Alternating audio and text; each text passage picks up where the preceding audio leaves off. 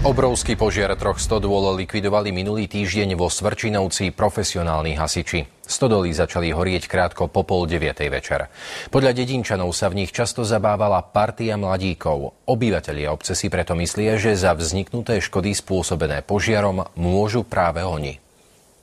3 stodoly zhoreli úplne dotla, hasiči mali čo robiť, aby uchránili rodinné domy. Tie totiž stoja len niekoľko metrov od hospodárskych budov. Oheň napáchal poriadne škody. Plamene zničili okná, zhorel aj plot pred jedným z rodinných domov. Hasiči striekali a schladzovali tento dom.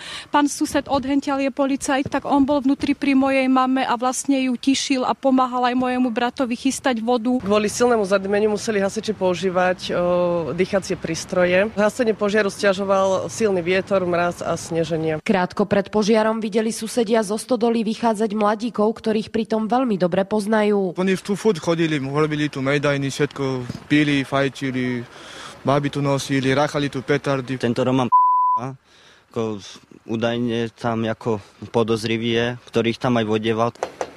S Romanom sme sa pokúsili porozprávať, no doma sme nikoho nenašli. Som tu jeho mamu, ja som jej povedal, Hanna, ty tam nepúšťaj ich tam, lebo tu sú 3 stodoly.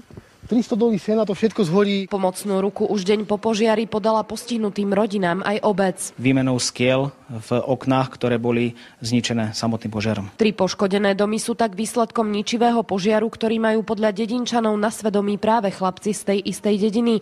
To, či sú ale za požiar aj zodpovední, bude jasné až po vyšetrení celého prípadu. Preverujú sa viaceré verzie, ale príčina vzniku požiaru je v štádiu zisťovania. Zo Svrčinovca pre televíziu jej Andrea Lukoničová.